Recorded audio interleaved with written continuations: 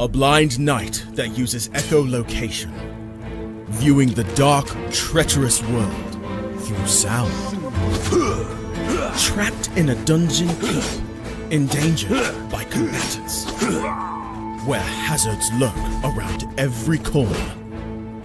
Make sound to have vision, or don't and be stealthy. Avoid impaling threats throughout the dungeon to escape. Engage with other prisoners. I've been hearing about. Could you find the key and unlock my cell?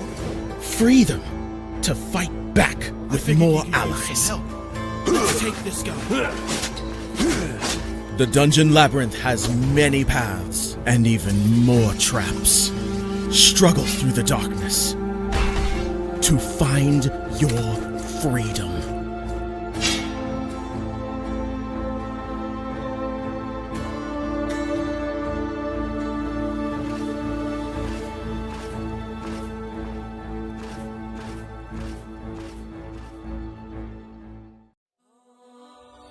When Alex became a god, he thought he would have no problems at all. Until... He landed in the divine dimension and was tasked with protecting the entire multiverse. Am I connected to every single Alex Ambrose that ever existed? Alex could travel across dimensions, defying the laws of time and space, to help other Alexes throughout the multiverse. But then everything changed. No! Aw! I have to go back and save them. But if Alex went back to the mortal world, he would relinquish all of his power and his memories. I don't have a choice. I must go back. When Alex returned back to Earth, he goes back to being your average business tycoon millionaire, unaware that the people he cared most about are in danger. Someone help me! Yvonne, what happened? I was attacked by a monster. Alex? What's going on? Get away from him! He is my boyfriend! Who attacked Yvonne in the forest? What will Debbie do next? Who will Alex choose between the two women? Will Alex ever remember who he was before traveling into a different multiverse? To hear what happens next and whether Alex can stop the deranged monster before he strikes again, listen to the original audio drama, Insta Millionaire Returns, only on Pocket FM. Download the app now and find out.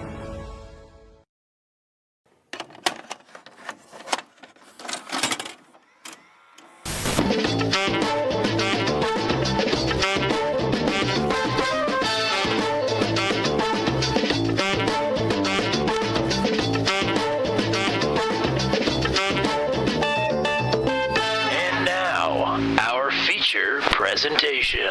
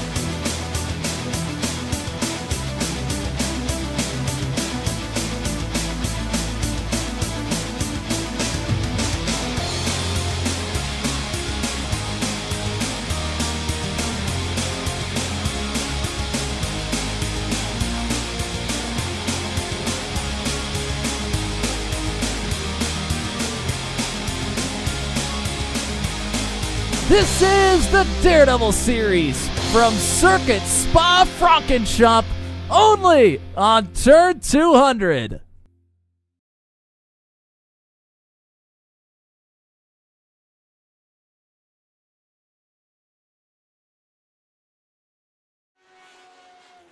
Welcome, one and all. It's round number 9 of the 5th season from Spa Frankenshop for the first time in Daredevil series history. Only the second time on Turn 200 that we've got the 2010 scan of the track.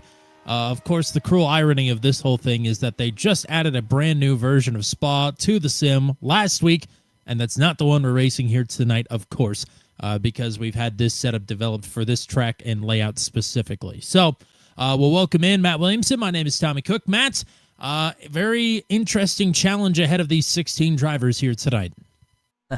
Yeah, it certainly is. Spa is always a challenge. Watching practice, I mean, drivers off into the runoff areas quite often. This car is, you can attack corners in the Lotus 79, but it's very difficult to do so.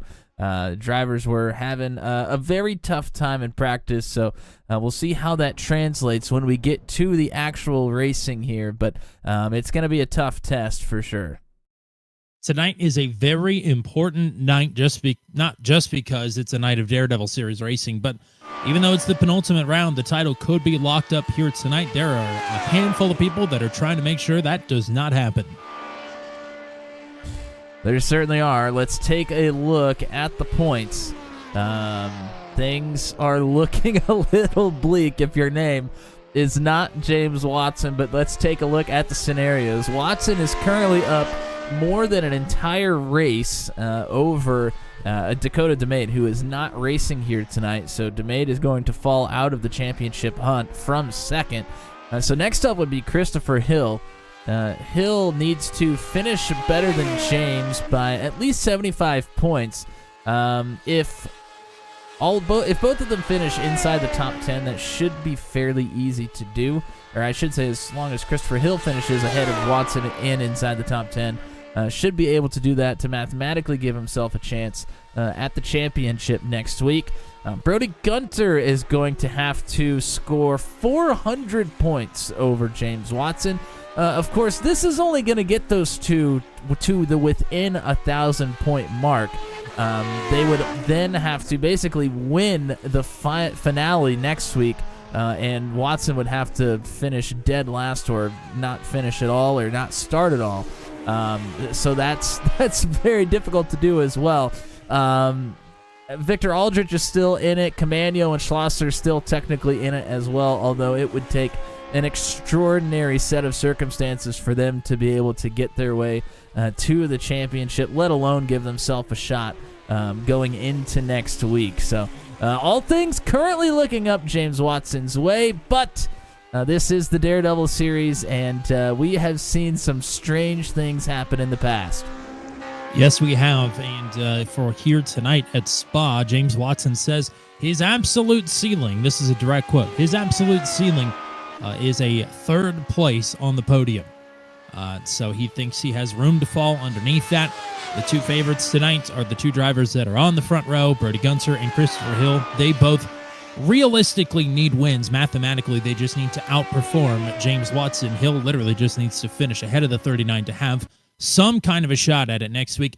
Gunter needs a poor Watson performance here tonight, and Watson is only P6 on this starting grid. So we'll see how it all shakes out here as qualifying is done. It is time to go racing for 30 laps here tonight at Spa-Francorchamps for the first time in series history. The penultimate round of season number 5 is about to hit the track, and it is Brody Gunter with a third career pole position, his second of the season with a time of 2:05.169. Christopher Hill's won both of the road course races this season. He will line up on his outside on the front row. Cody Claiborne has the road course podium here this season. He just wants to make it a lap after last week at Pocono, starting third. Matt Schlosser will line up to his outside. He needs an absolute Hail Mary here tonight, starting in fourth. TJ Crampton and then James Watson, your current championship leader, starting in the 6th spot. Martin Camano, another driver that has a long shot if he can pull off a victory here tonight, starting in 7th. Sean Bagel will line up in 8th. Austin Lafferty and Nicholas Isidro on row number 5. It's Joshua Rutherford and Victor Aldrich who needs a big night here tonight, starting in 12th. Last driver to post the time is Ken Estep in P13. No times for Christian Arribas, who is coming off a career-best 4th place finish last week at Pocono. Corey Rutherford and Paul Ellison, your 16 drivers that will take to the grid here tonight. No Nate Siefker, despite the victory last week. I'm sure he's still celebrating. And also no Dakota DeMade as well. He's in the chat. Hello, hello. And we'll welcome in. That's not Dakota DeMade. That's Zach Flom. I always do that. But we'll give Matt an opportunity here to give us the weather conditions and what are these drivers going to be facing here tonight at the big track. Take a look at the weather first. Pretty cool conditions here for the drivers, so things looking good as far as that front goes. 85 degrees is the track temperature here, and less than 10-mile-an-hour winds, so not too terribly bad.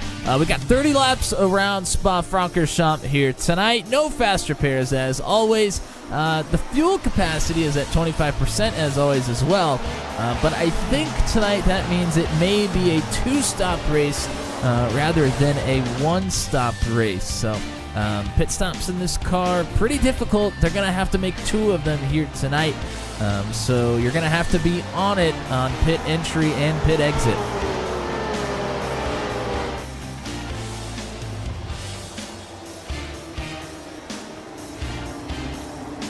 You're going to have to be on it for all 21 turns and 4.35 miles of Spa-Francorchamps here today. Field is under the control of Brody Gunter as we head towards La Source.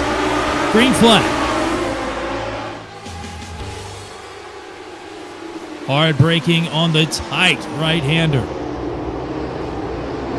The field will make it through without much issue. Now, the most 2 dreaded corners in all of motorsports, Eau Rouge and Radillon. Up the hill we go. Oh, there's one wide. It's Claiborne. Multiple drivers with off tracks. One problem, Ken Estep a little bit slow, but still, everybody motoring on. Some slowdowns here for a few drivers. Now, as we head down the Kemmel Straight into Lacombe. Oh, I think... Oh, maybe that was just a blink from Crampton. It looked like somebody was off, but I think it was just Crampton blinking. Crampton is side by side here with Cody Claiborne.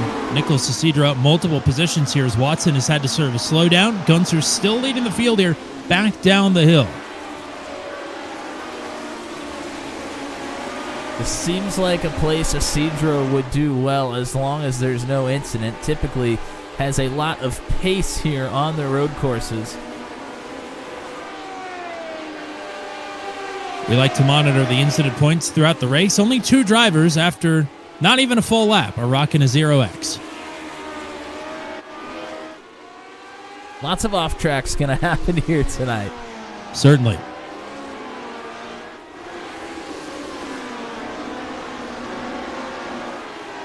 Cedro right on the rear wing of Cody Claiborne. Couple corners in a row. Claiborne now has a little breathing room. Then you have the blinking TJ Crampton, who is trying to make some moves on Isidro, but not sure his internet connection is going to even make that possible. And I'm sure Watson would like to get through on TJ Crampton here as well.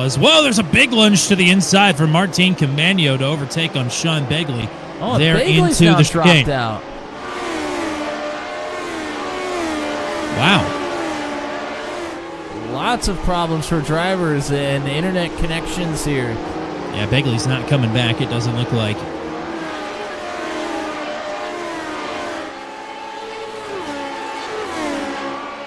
So Watson down in 7th in this scenario right here.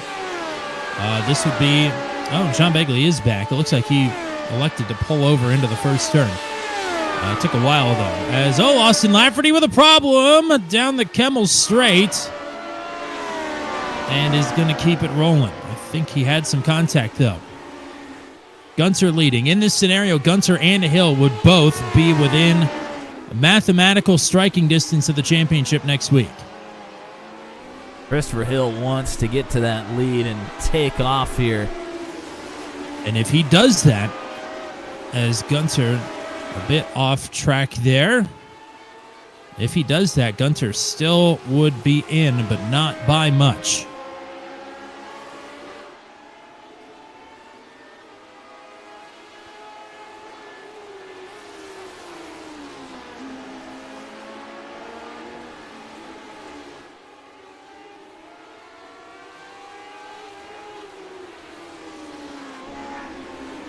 Schlosser has fallen 3.5 seconds behind this duo up front. Still on for a podium, though.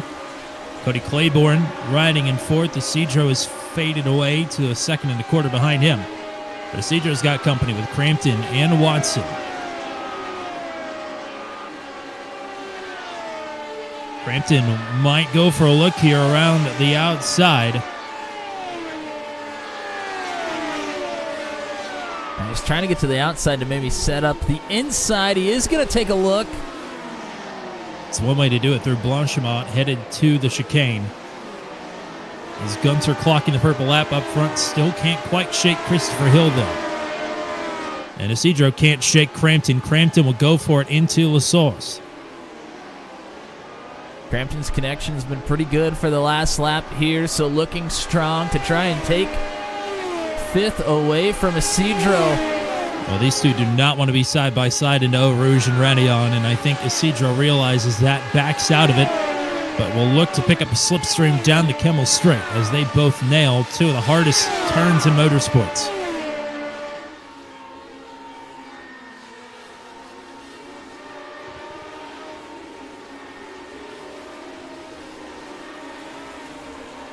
Into Lacombe now, and it is Watson who is closing in here little by little.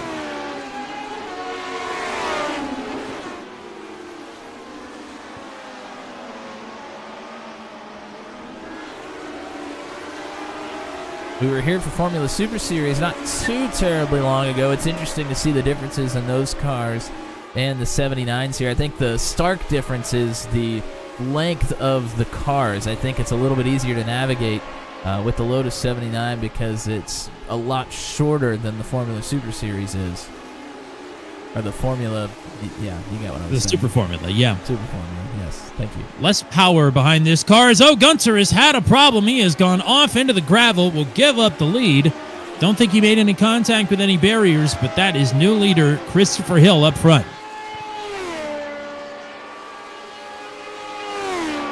Now, car looks in good order here. Let's go ahead and take a look. Oh, yeah, got really loose there into the right-hander, but able to keep it under control. Did get off into the gravel trap, but barely, and able to keep it rolling nicely. Could have been disastrous. Isidro's off now. That will allow Watson to roll through now, and Camano now. As Isidro long there into the chicane.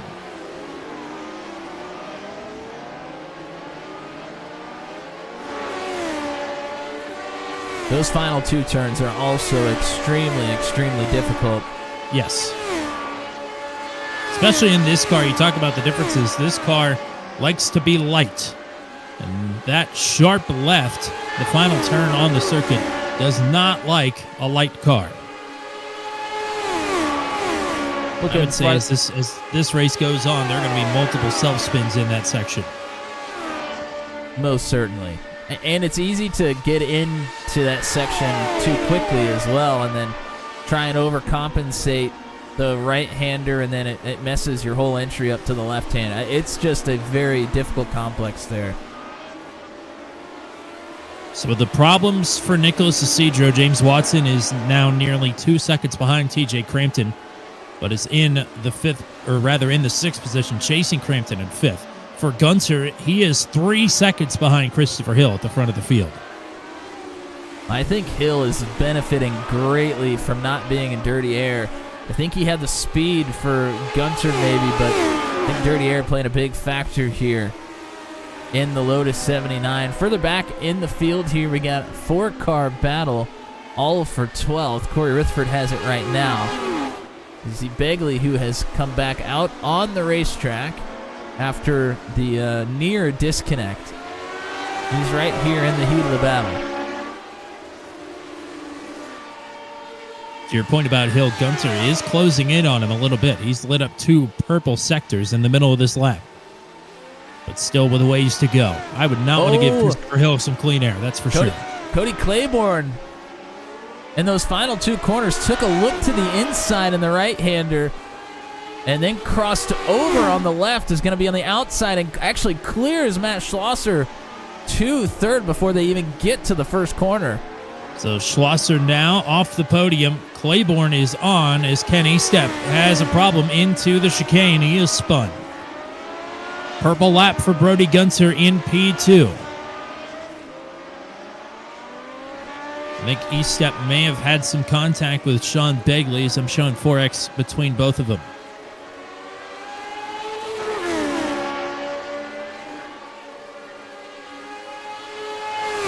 Thanks to Alejandro for hanging out with us. As It's the always blinking been great. is, I was gonna say you have an opinion on that. Oh, I mean, I didn't get to see a lot of the country. I was really only in the Mendoza area, but what I was able to see, I loved it. It was a fantastic time. So, big fan of Argentina. The blinking for Crampton is picked back up. Gunter lost some time there in the middle sector with another slight off track.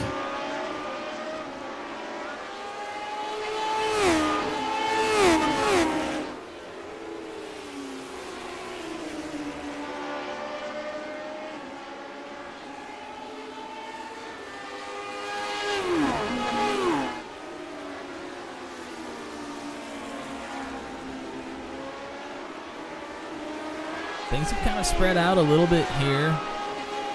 Ellison, Rutherford, and I should say both of the Rutherfords back to back to back, and Lafferty still trying to make that move on Corey.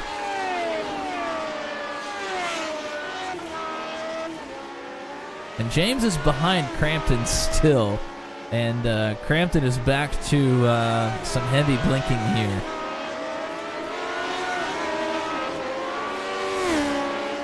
Purple lap for Hill at the point of the field here. A 2:04.78. Very fast lap. As we're about halfway through this fuel run now, TJ Crampton, I think, is going to let James Watson go, because he will be hearing from Watson how bad indeed he is blinking.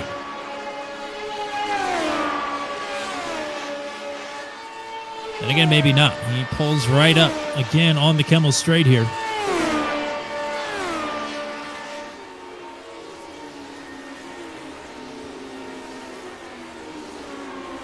To Zach Flom's point, if I was on a team, I would be right at the Mendoza line, so that makes a lot of sense for me. Might even be under it, but what the heck.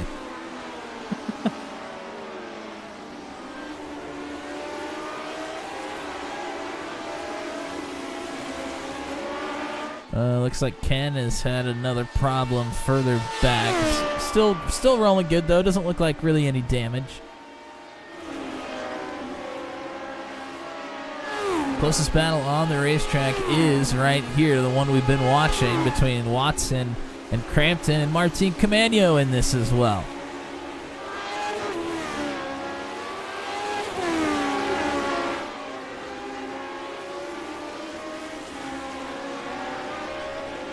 Oh, Nicholas Isidro with a problem. And he is towed back to the pits. So that might be the end of the night for the 424.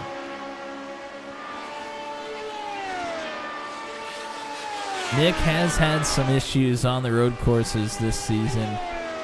He's been fast, but he's had a lot of incidents.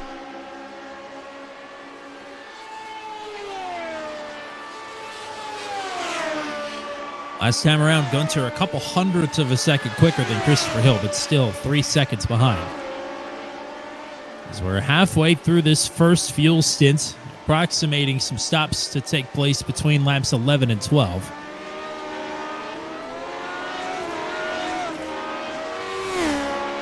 And that would mean that we are indeed on for a two-stopper here. Corey As- Rutherford that's is Rutherford. off. Yep, Lafferty and Kristen Begley. Remus.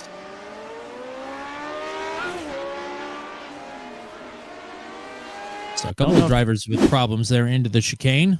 Don't think there was any contact here with, maybe there was with Lafferty? No, he just got in there a little too hot and then tried to get on the throttle out of the final corner and spun it out. I think we've seen that one before.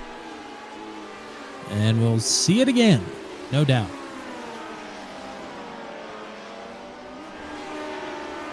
Purple sector for Brody Gunter. Big gains here. Oh, Rebus with another problem. This time it looks like he may have got into the barriers. May have got, actually, no, Austin Lafferty further up the road, but he is also experiencing some problems here. Oh, Gunter is off in the same place again, just as he was on a mighty lap. He is now going to drop to third, and he has a meatball. Gunter's chances at a championship could be evaporating right before our very eyes. As long of odds as they were coming into tonight, they are getting a lot longer. Yeah, and likely wheel damage here. I mean, you should be able to get it fixed, but I mean, at this point, Watson's already ahead of him, and he's got to come down pit road to get it fixed here. Probably over here for Gunter. Well, we've got to take a look at what happened there. That was a big one. He had 2 purple sectors on that lap and was almost looking to be a second ahead of Christopher Hill this time around.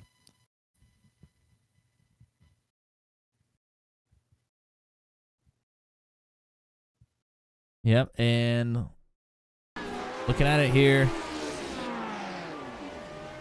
just spins it out. Oh, he does back it up into the wall there, so guessing that's the right rear tire that is giving him the meatball most likely. Play it one more time. And he kind of gets a little bit loose. He actually goes over the rumble strips on entry into the corner on the outside.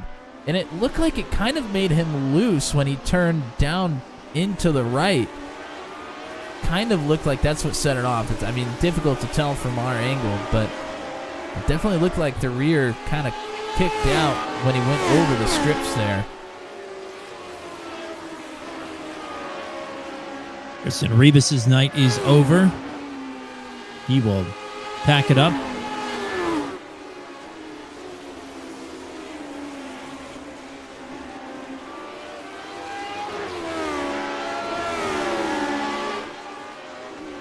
So I believe the gap was 1,070 points heading into tonight.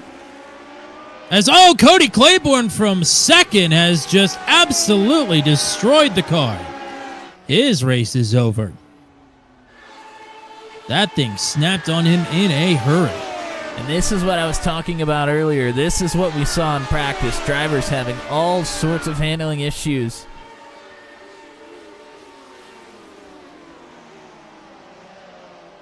Let's take a look at that replay here as well.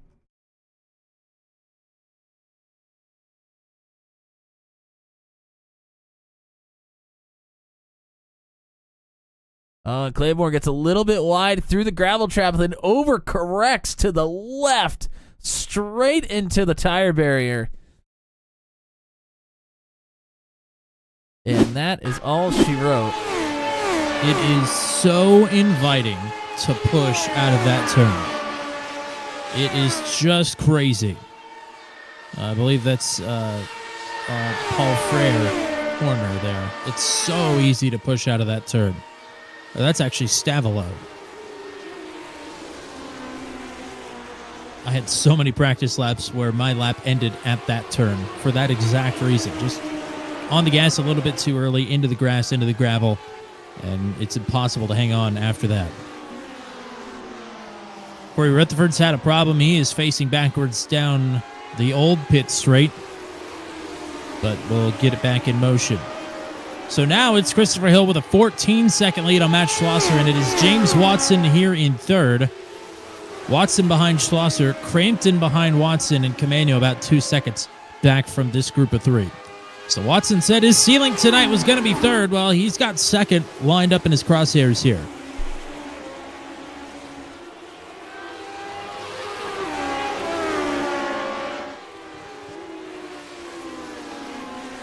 Gunter back out on track has just had another problem, this time into the chicane.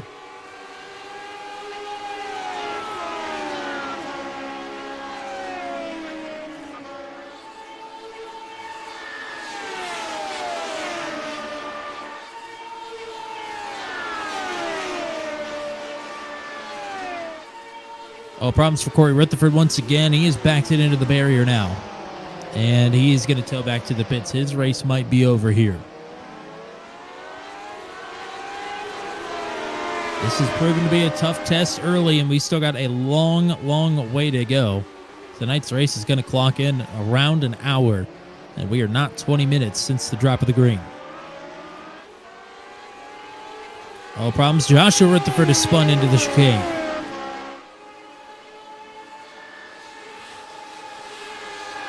I want to take this opportunity to point out that the drivers voted this track onto the schedule.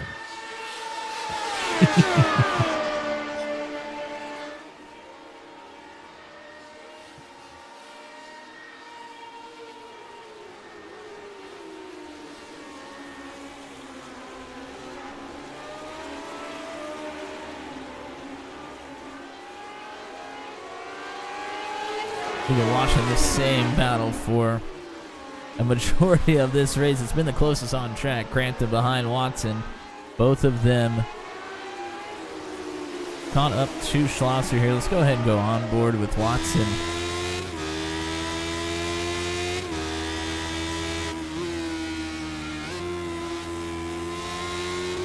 I think something that TV doesn't really do justice, and we talked about this in FSS as well, is the elevation change that happens at this circuit. It's hard to tell from the TV, but there is lots of it here around Spa. What's funny is that Eau Rouge and Radion is almost all of the upward movement in the track. And once you get down to Kemmel Straight, you're pretty much downhill the rest of the lap, and then slightly uphill again through the chicane. It's just two big uphills, really, and then the rest of it is just gradually easing you back down towards the town of, I believe, Francorchamps. As Watson's going to line up a run here, and he'll look for it into the chicane, a bit deep. Gets it stopped in time not to make contact with Schlosser. He's still going to have a decent look here now into turn number 1. To La Sauce, still to the inside. Watson hogging the rumble strips there. That 135-degree turn. Schlosser around the outside. Watson still here. Into Eau Rouge. Schlosser will yield.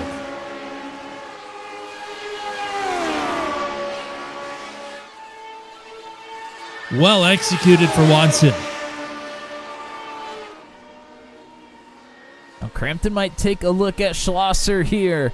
And he does. A huge dive. Schlosser's going to back it up. And Watson, I'm sure, happy to see that Crampton did Oh, not Schlosser's send it got a any problem! further. As, oh no, Schlosser going around.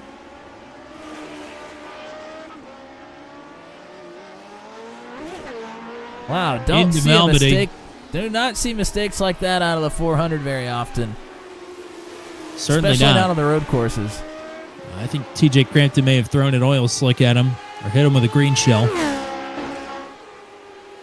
But that allowed Commando to get through now as well, so it's 2nd to 5th on this lap for Schlosser. Watson 17 seconds behind Christopher Hill.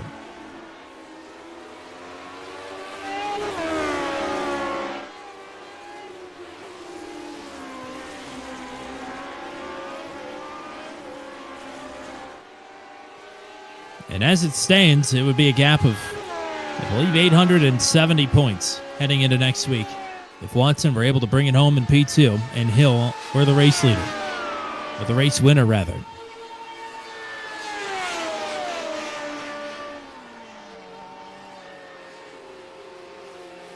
Gunter coming back down pit road.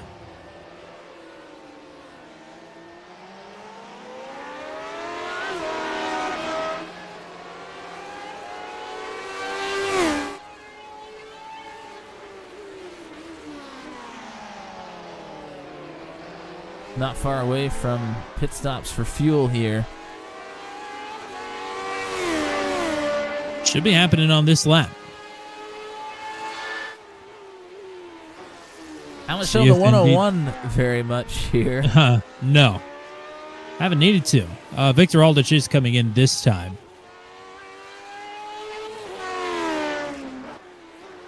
And While Brody Gunter also down pit road with damage.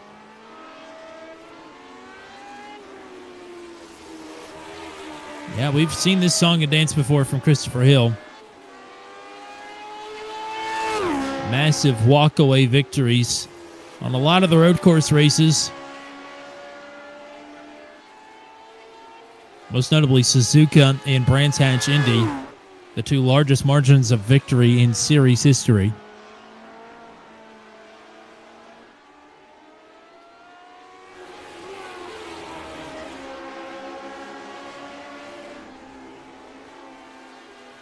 Aldrich back out on track. Expecting Hill and Watson this time. Hill already a second faster than James Watson here on this lap. So Watson not closing in much. Crampton is keeping his team bus within spitting distance.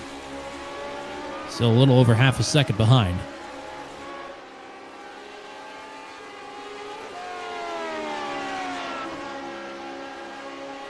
And Hill is down pit road.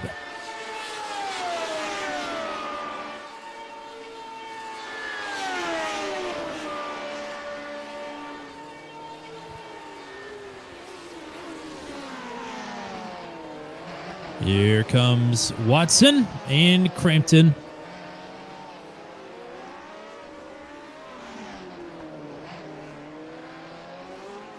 Schlosser and Camano.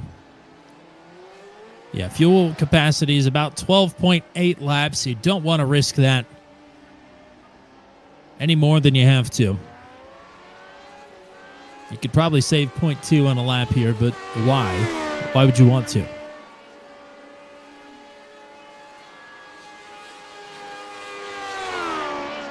Watson and Crampton exit like they enter, nose to tail.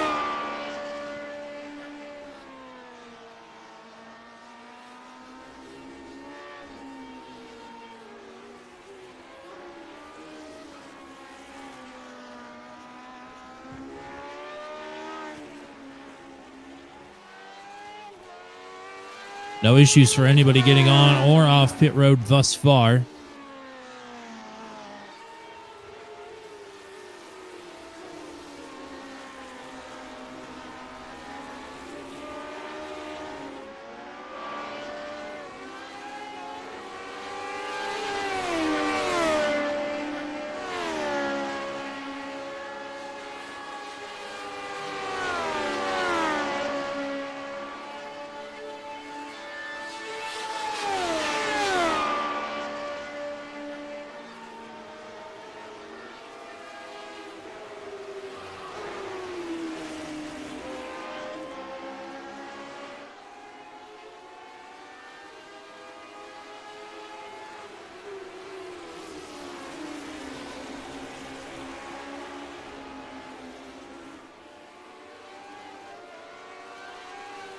Settling in for the long haul. Boy, the first fuel window of this race took out a lot of drivers. It really did. Yeah, about a little over a quarter of the field.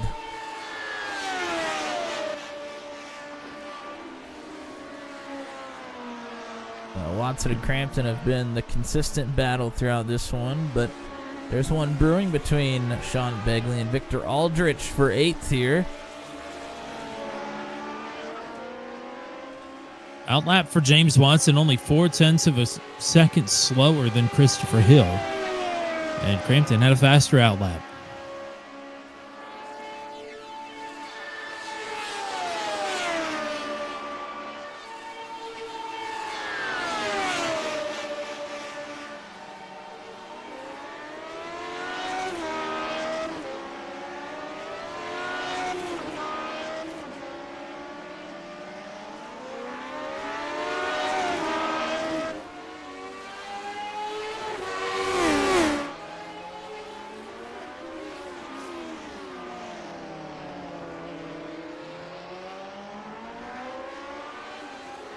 Aldrich pit a lap before everybody else. Don't think it's going to matter too much in the grand scheme of things, but it gets him ahead of Sean Begley.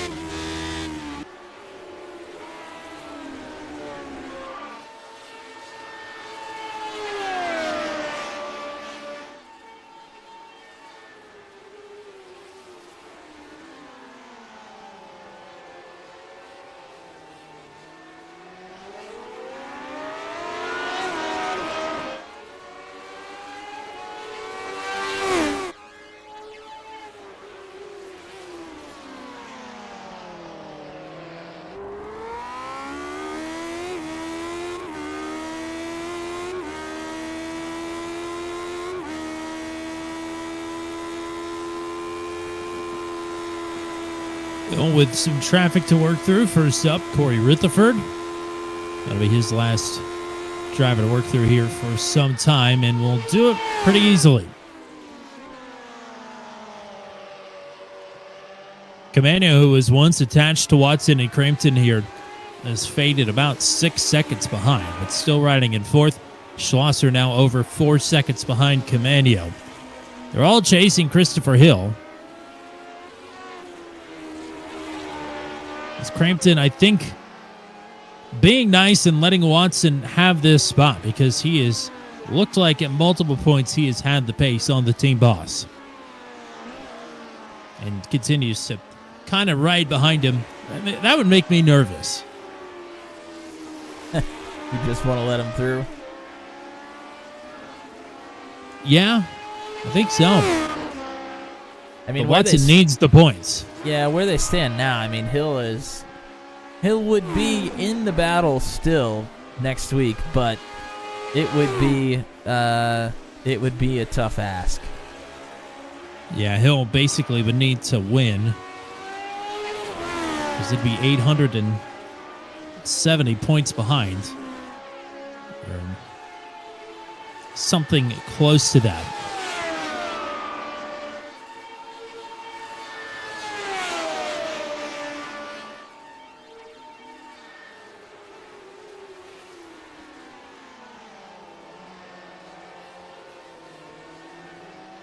So he would need a win, and he would need a Watson, finish at least outside of the top 13, I think, is when you start getting into the double digits in terms of points payouts.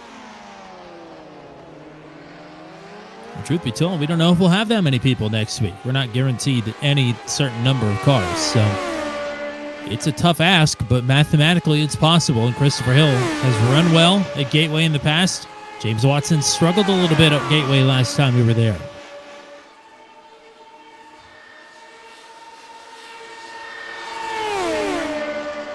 So it's not impossible, but what will make it impossible if Hill can't bring this home here tonight? But all signs are pointing to the fact that he is looking to do that on the halfway lap. 15 complete, 16 on the board.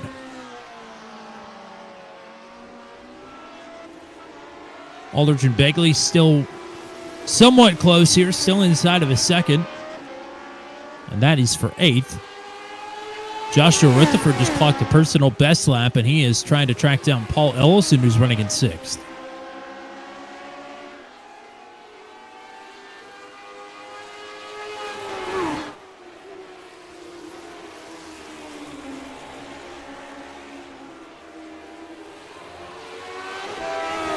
Oh, Schlosser way off the track. Brings it back on. I think caught one of those curbs on the skid plate. It shot him out. And normally you are going spinning when that happens. So he's lucky to hold on to that one.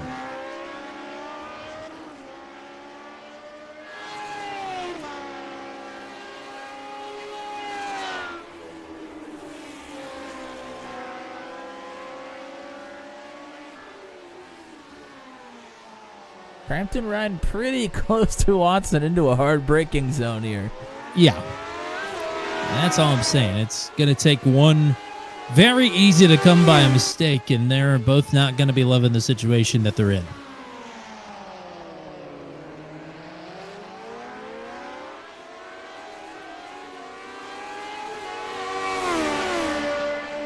No danger from behind. Camano in 4th is 7 seconds, 7.5 seconds behind this duo.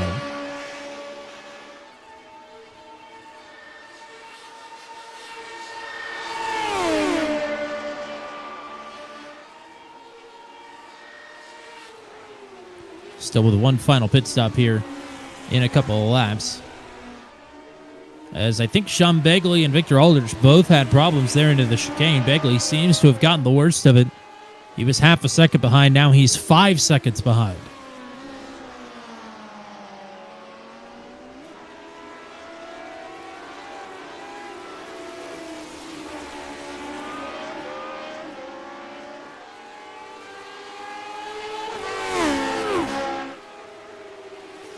Matt Schlosser making some inroads on Martin Camano. He was over a second faster last time around, but still with 2.5 seconds up the road to catch driver number 27.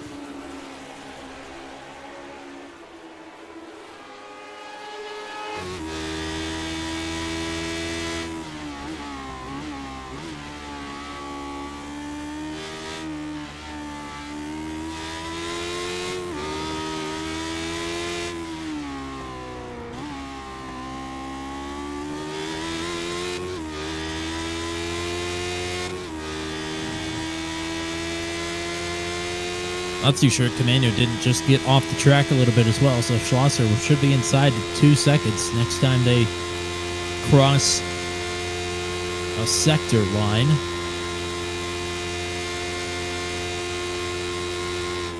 And indeed, Schlosser 1.8 seconds behind. So Matt's upset with losing it there after getting passed for second earlier. And that pass for second cost him 3 more spots.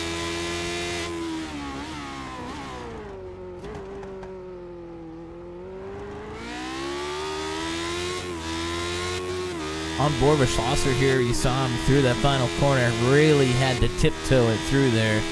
Felt like he was going to be loose and spin it out. And now he is only 1 second behind. So Camano is fading here rather quickly.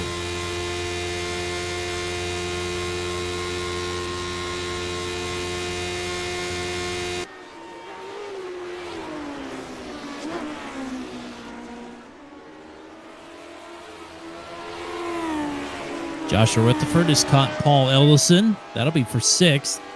So a couple of battles popping up here.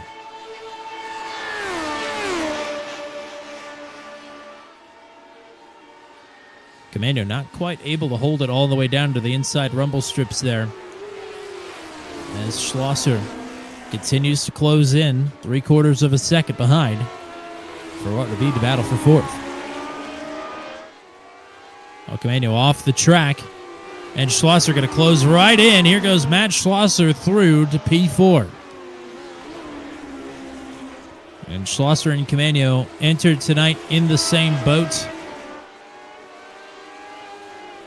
They both needed a win. They both needed Watson to do poorly. Neither of those things have come to be thus far. So anything can happen here.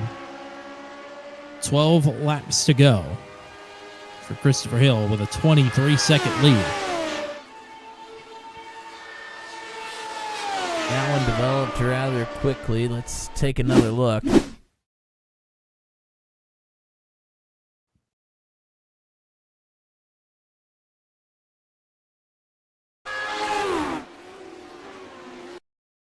Camano kind of knew he didn't have the run and just kind of let Schlosser by there after getting wide.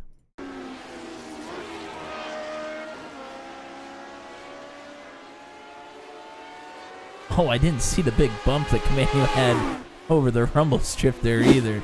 Certainly upset the car as well. Can be a bit sketchy running wide there, and it's another place where it's easy to do.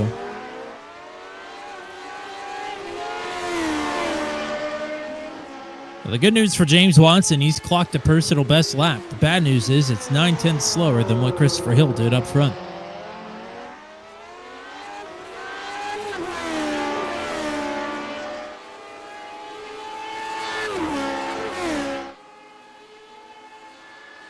So we're thinking lap 24 for the final pit stop of the race. Or if somebody wanted to, I mean, they're good to come in after this lap, basically. That's true. So if you wanted to try and maybe get on a different strategy, the window should be open here.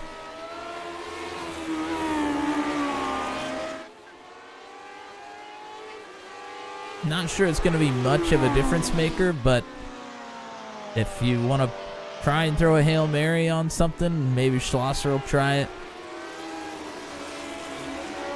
But there's not a whole lot he can do. He's a good 13 seconds behind Watson.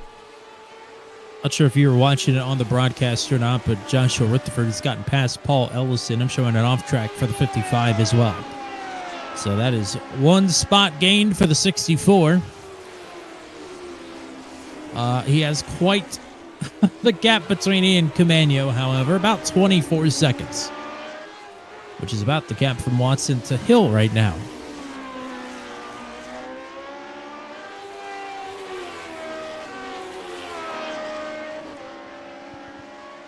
So that leaves us with just one battle on the track once again. Watson not really under any threat right now from his teammate, his team driver, TJ Crampton, who is having no problems hanging with Watson here.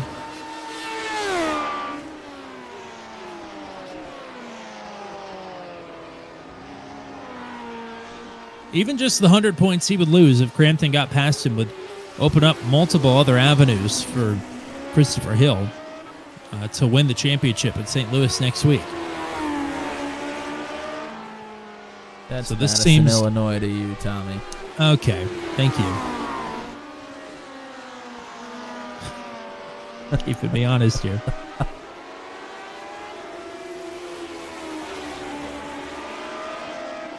Gotta let the people know when they can, because you're right. All the TV broadcasters do say St. Louis. Well, in their defense, you can point your cameras backwards from the track and get a not even a zoomed-in look at the St. Louis Arch in all of its glory. It's right there.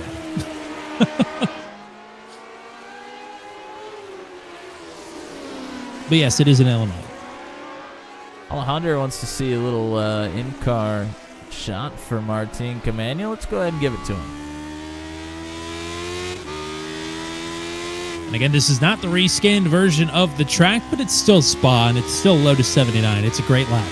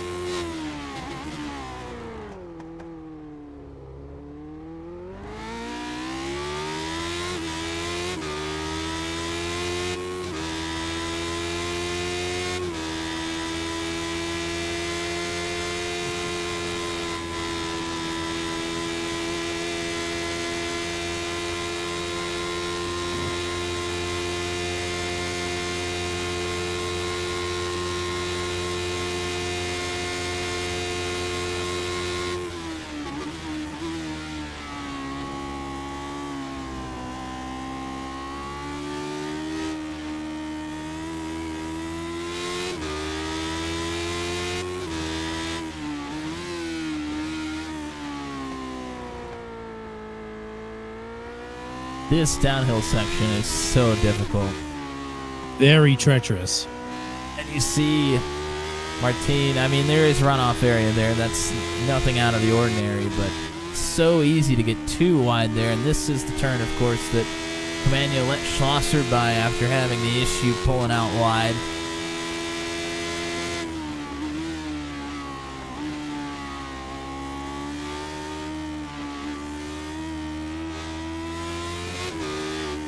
Whoa, that was a big moment there. A huge correction for Camano.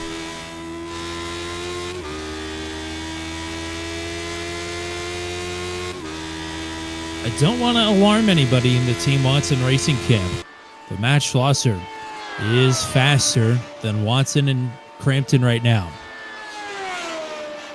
And at the rate he's closing, he will be there by the end of the race, if he can keep it up.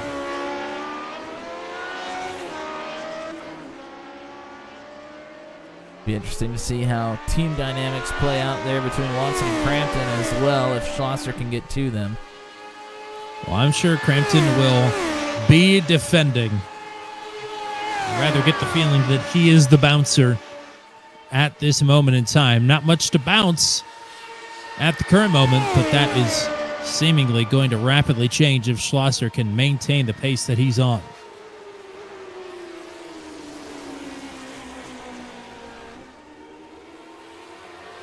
Paul Ellison will short pit. He and Ken Eastep are the only two that have been down on the new green flag pit cycle.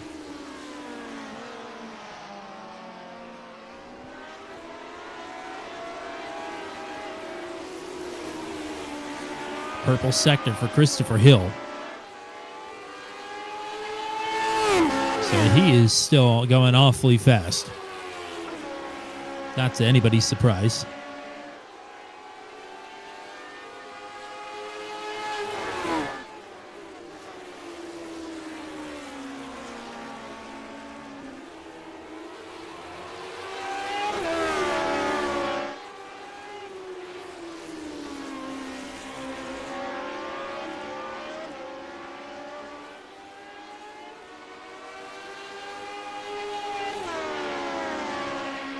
Ooh, purple lap.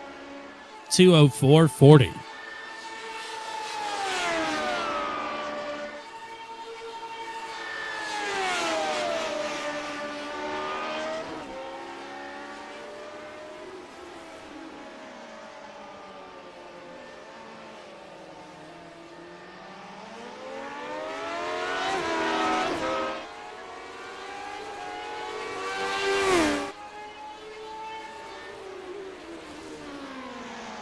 Looking at the lap times here for Schlosser. Joshua Rutherford is spun. He's got the gap back to Victor Aldrich. That may put Paul Ellison back ahead. It'd be interesting to see if Rutherford made any contact or not. Schlosser with a personal best 2:05.31. Marginally faster than Watson and Crampton, but not nearly enough to be there at the end of the race. Hill, Watson, Crampton, and Schlosser, the top four, all ran personal bests there. And Hill was the purple lap of the race at 2:04.41. So after the spin, Joshua will bring it down pit road.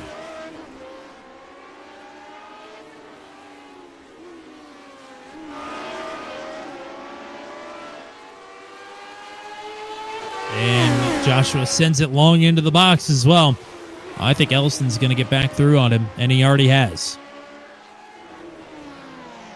So all that work he had to do to get past the 55, sorry, you got to do it again.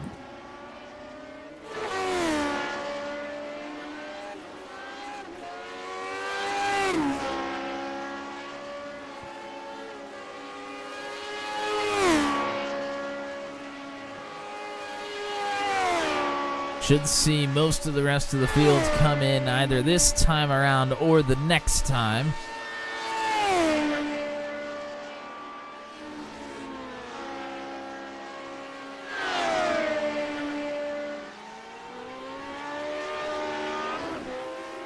And Corey Rutherford has just picked up a drive-through penalty. He is way off the track, so he will have to bring it down pit road.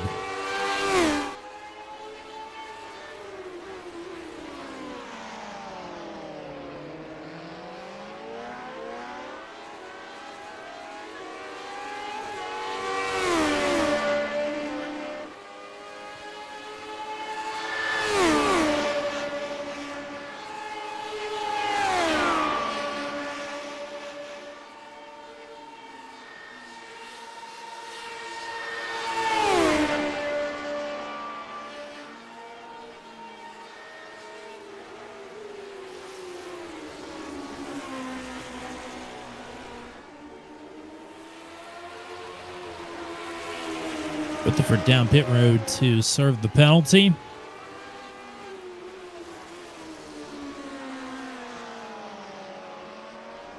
And Victor Aldrich down pit road.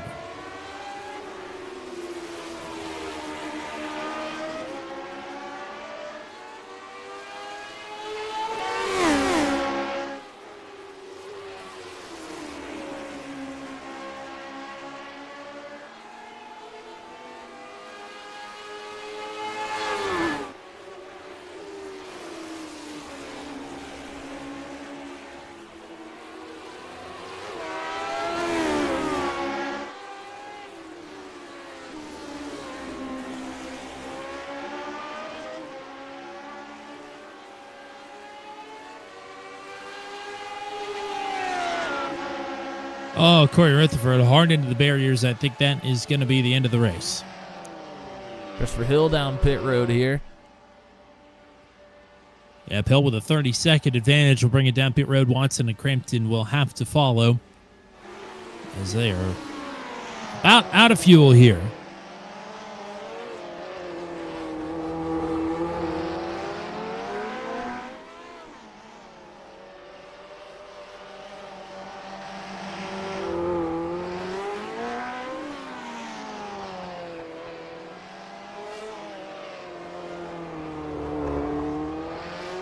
Schlosser also down pit road, still faster than James Watson. But again, maybe not by enough. We'll have to see. Watson out first, Crampton right behind.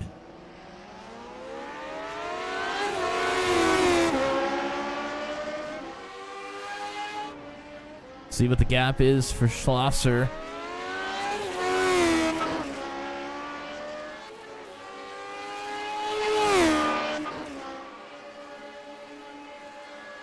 Looks like it's about the same.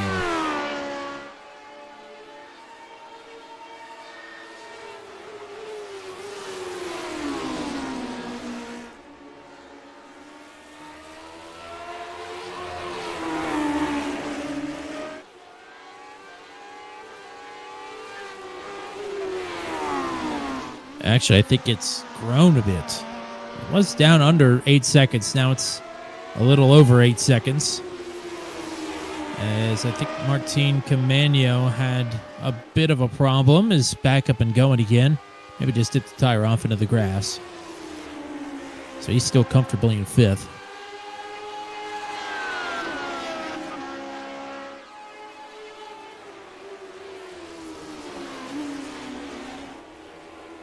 This race is nearing its conclusion. I think the charge has stalled a bit for Schlosser. So Watson will hope to bring this home in 5.5 laps in P2 and have the challenge laid out in front of him. To hopefully just finish next week.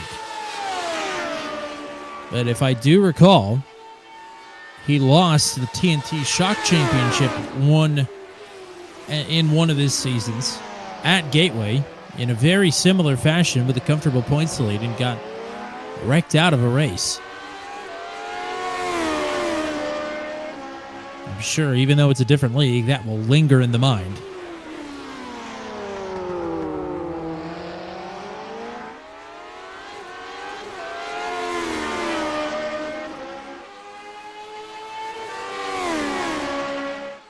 I'm going to say for the record, that wasn't me that wrecked him out of that race. I haven't raced with them at Gateway before.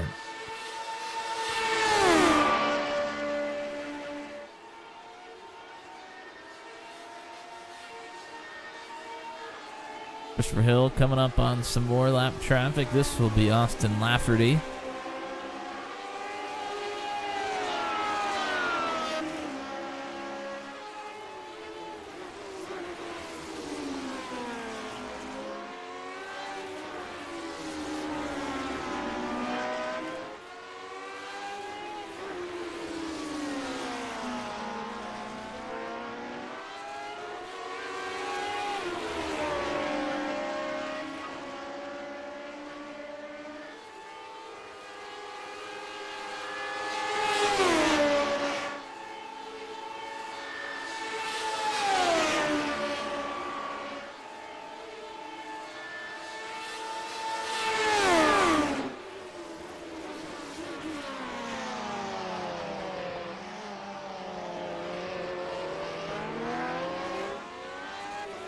Hill through cleanly there. Joshua Rutherford is starting to catch back up to Paul Ellison here after the issue, I should say, on pit road. Yeah, he's catching him by quite a clip.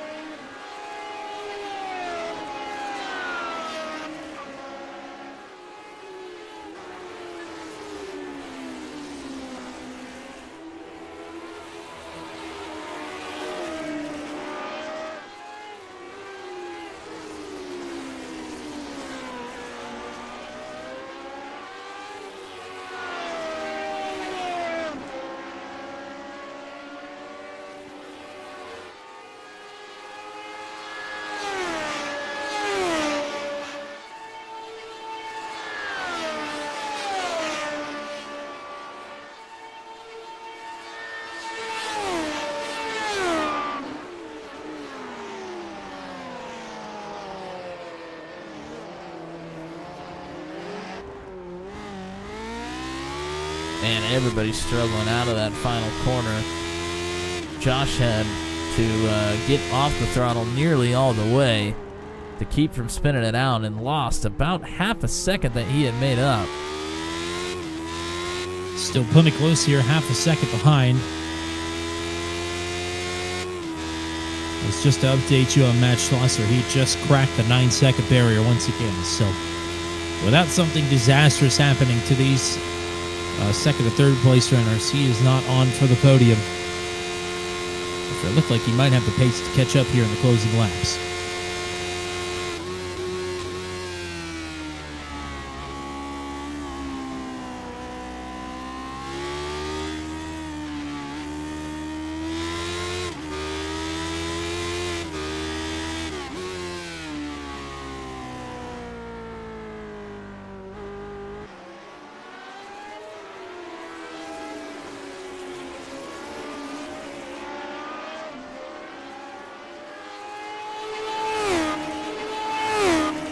Can he step for a spin through La Source? Oh, Rutherford! He gets loose in the downhill left-hander, and he brushes the wall. I'm not sure how bad the damage is. Well, But no Sean meatball. Begley's not far behind. Bagley closing. Rutherford can't quite catch up to Paul Ellison now. Those gaps have flip-flopped. He was a second behind Ellison and 4 seconds ahead of Bagley. Now he's 4 seconds behind Ellison and a second ahead of Bagley.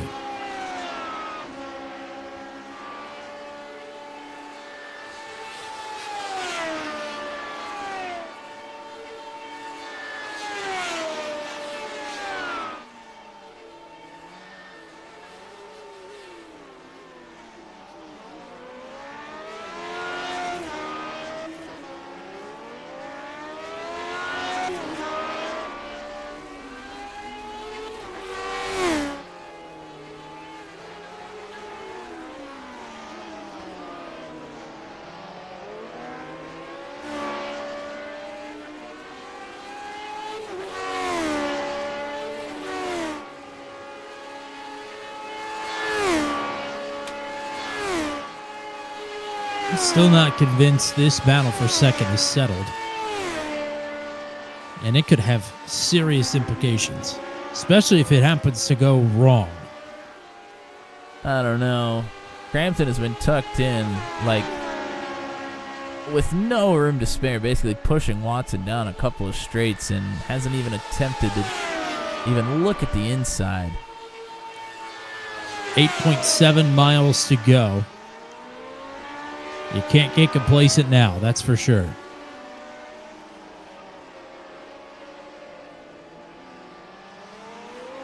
Schlosser with an off track and a slowdown. Has plenty of time back to Camano.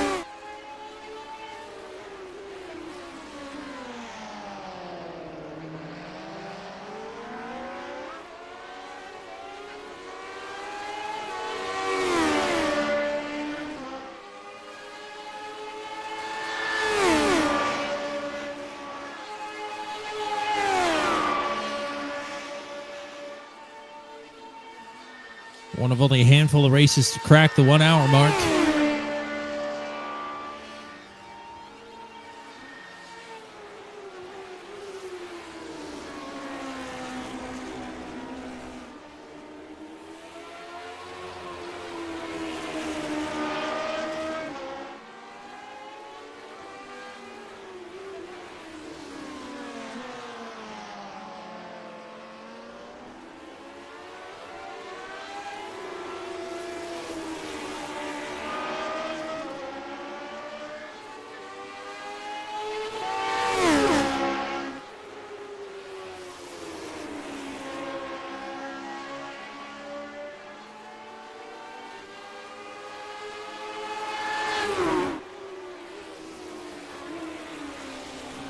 Ooh, Kenny Step thuds into the barriers as James Watson approaches. Okay, Watson and Crampton are through. E-Step missing a tire, I think, is going to have to tow that one back to the pits. Almost made it to the end.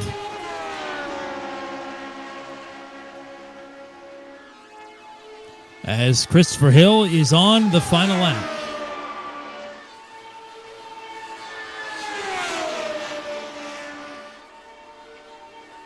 It keeps him alive in the championship if he could bring this home, and it ties him with Michael the Turk and Hunter Engrav as the winningest drivers in series history. If he could bring this home with half a lap to go. Plenty of time to play with, even if he finds a problem.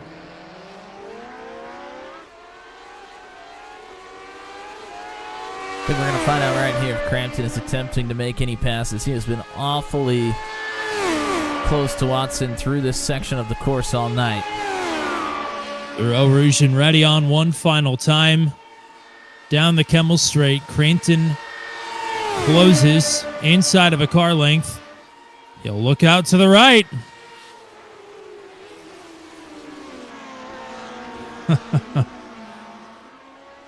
Fancy to go there. Even though he hasn't done it in 20 laps, he blinks once just for good measure.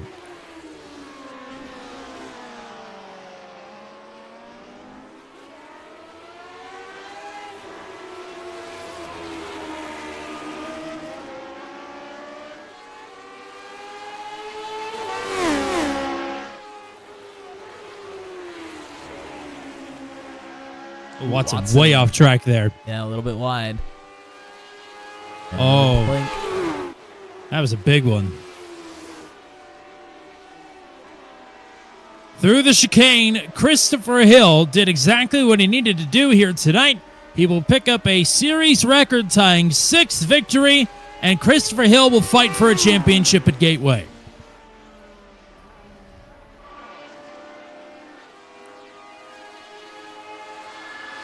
One last opportunity for James Watson to fend off his teammate, his team driver, TJ Crampton, for the second spot.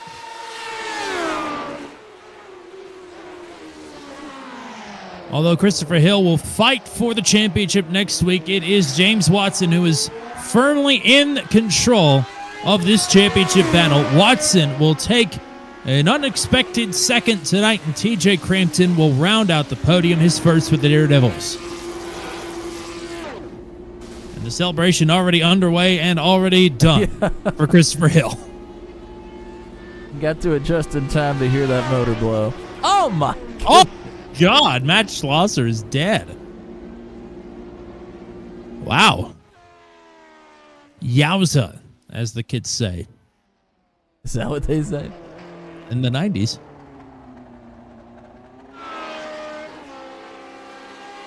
Still waiting on a few more here. Ellison, Joshua Rutherford, Begley, and Aldrich. Begley's within a second of Rutherford here.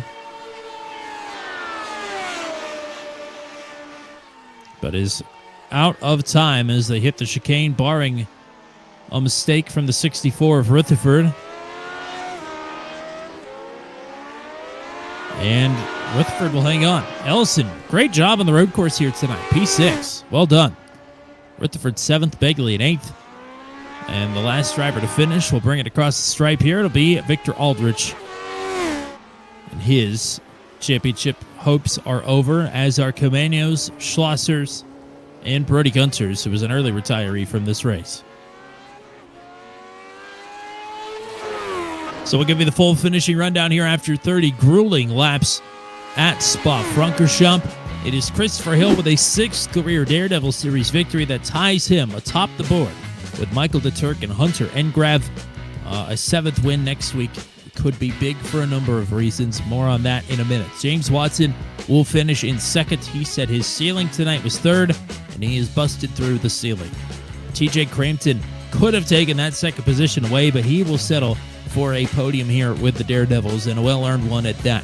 Matt Schlosser will finish in 4th. Martin Camano will round out the top 5. Paul Ellison in 6th. Joshua Rutherford in 7th. Sean Begley and Victor Aldrich, your 9 drivers on the lead lap. At the end of it, Austin Lafferty will finish the race in 10th. Kenny Sepp DNF in 11th, and DNFs from here on out. Corey Rutherford in 12th. Brody Gunter in 13th. Cody Claiborne in 14th. Christina Rebus in 15th. And Nicholas Isidro will finish down in the 16th position. So it's time to talk to your podium drivers, and we'll bring TJ Crampton up to booth 200 with the Daredevils here after a solid P3 night. Congrats on a podium.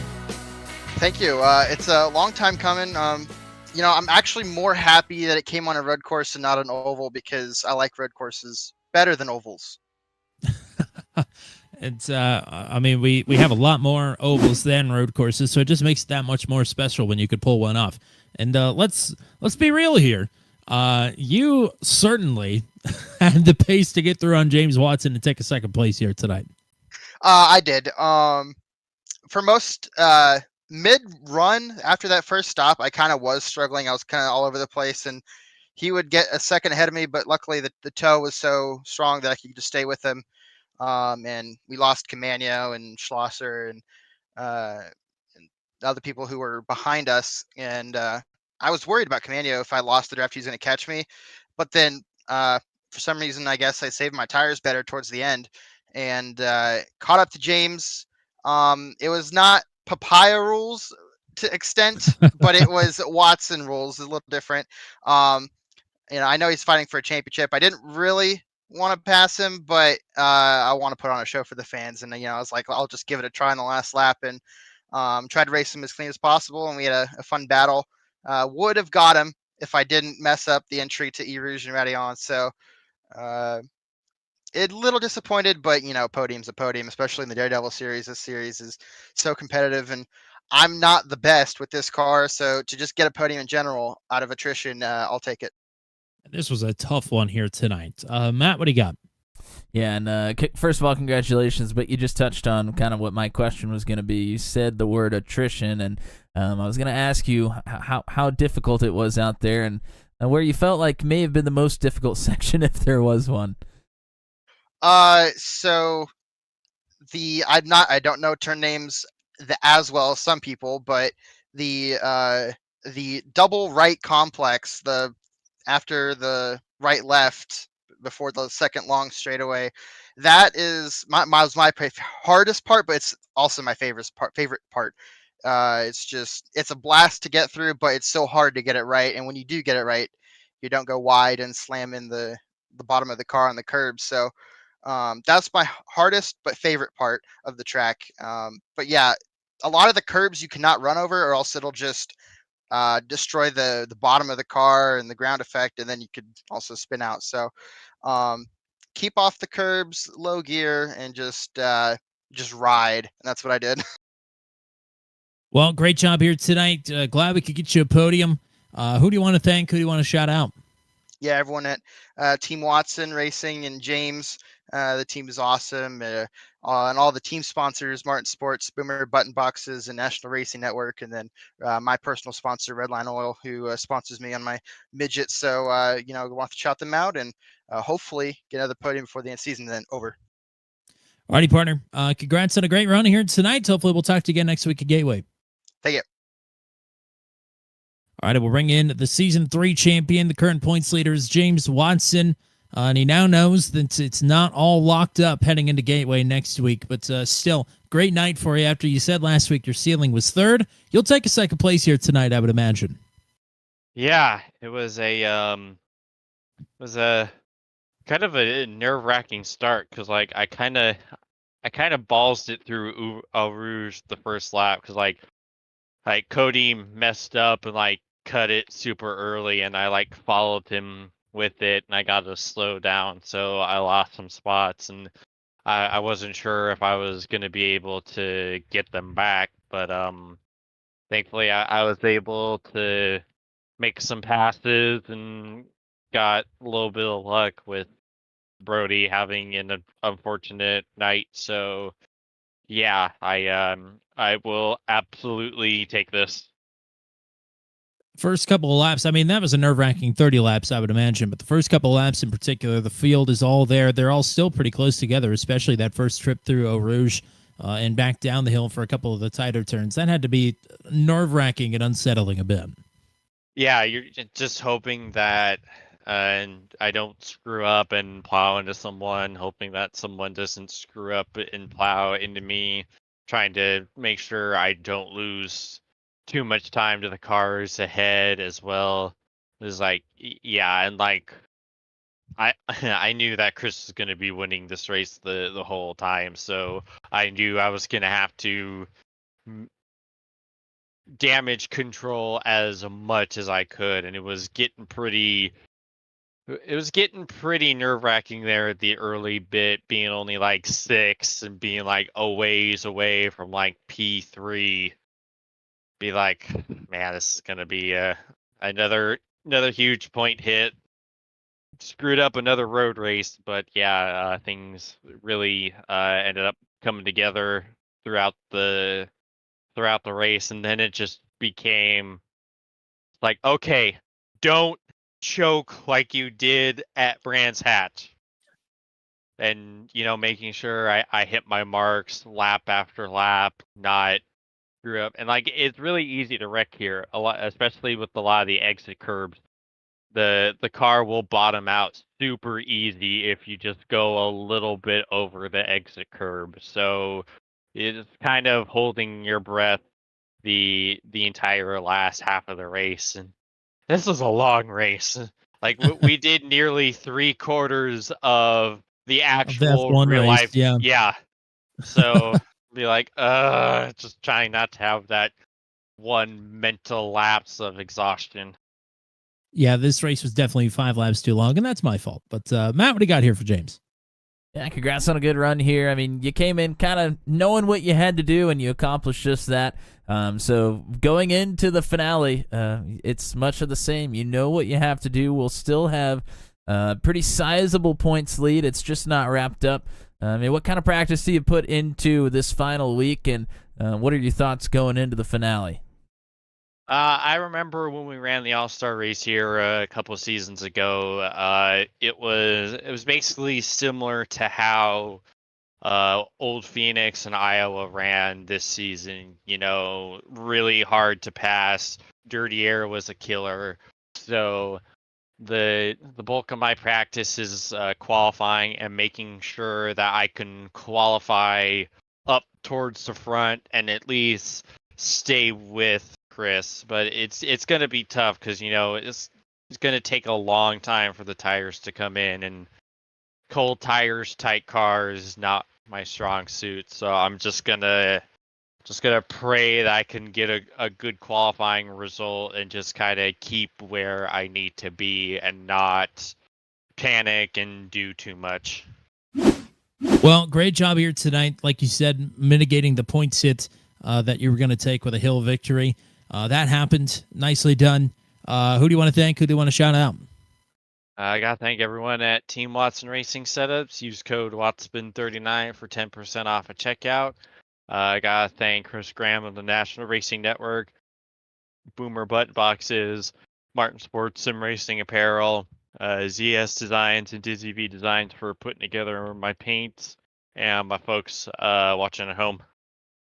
Alrighty, partner. Go celebrate a hard-fought P2, and we'll talk to you one way or another next week at Gateway. Here's hoping. Cheers, guys.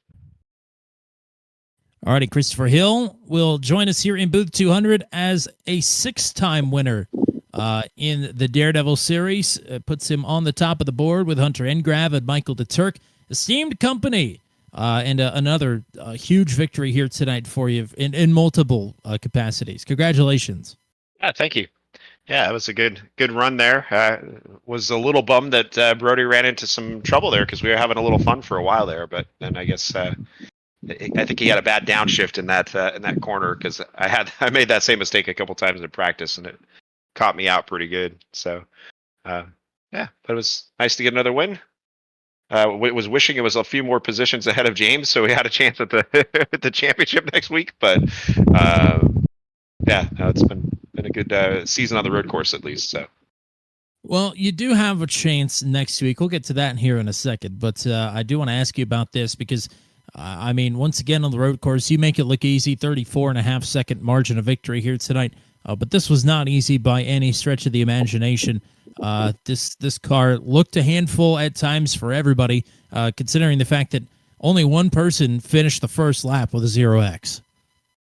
Yeah, definitely. I mean, it was tricky in its own spots, especially on cold tires. But kind of once the pressure was off, then it was a little easier to just hit my marks and be a little little more just on the consistent side. You know what I mean? But yeah, I mean, it's definitely had its trickiness, especially at the longness of the race. That I was like, are we going to get the headlights on these things pretty soon? And so it was going on for a while, but it was a lot of fun. I mean, I enjoy this car on the road course a lot, and in general, it's a fun car. So, Matt, what you got for the race winner?